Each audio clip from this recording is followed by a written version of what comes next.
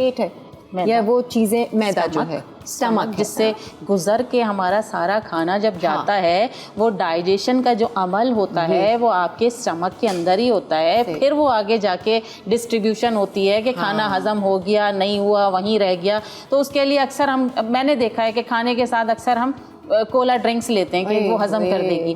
वो हजम करने के लिए नहीं है, वो फैशन के लिए। मैं कहती हूँ वो किसी चीज़ के लिए भी नहीं है, वो फैशन के लिए है बस। मुझे लगता है हुमैरा अगर एक बार इनको वाकई में सच पता चल जाए ना कि ये जो हम खा रहे हैं उसका जो असर हमारे अंदर गट में हो रहा है उससे क्या नुकसानात हो रहे हैं, तो यही तो बात डर जाएंगे। सबसे बड़ी चीज़ है कि अवेयरनेस हर एक को है भी और होनी भी चाहिए। नहीं देखें, मैं बताऊँ अवेयरनेस क्या है, ये अनहेल्दी है ये हेल्दी है, अच्छा नहीं कोल्ड ड्रिंक्स तो नहीं पीनी चाहिए, अच्छा जी शुगर तो नहीं लेनी चाहिए, इतना ही पता है। इतना ही वो पता कर क्या रहा है अंदर आपके गट में, और गट में ही क्यों कर रहा है वो, बिल्कुल जाई सब कुछ वहीं रहा है। बिल्कुल। अब आप ये देखो ना, बहुत सी मैंने ड्रिंक्स ऐसी देखी हैं जो जंग उतारने के लिए ड्रिंक वो यूज़ कर रहे हैं। वो अब वो अगर आपके सामने ये प्रोसेस नज़र आ रहा है आपको, तो वो आपकी ग़िज़ा की नालियों का क्या हशर कर रही होगी वो चीज़। फिर शुगर का कंटेंट कितना है उसके अंदर, बेकरी आइटम्स, ये वो चीज़ें हैं जो कभी कभी इस्तेमाल के लिए आपके लिए हैं, ठीक है, ये कभी कभी जायके के लिए ये आप कर लें। लेकिन ये है कि इसको अगर आप आदी बना लेंगे, अपनी लाइफ का हिस्सा बना लेंगे ना,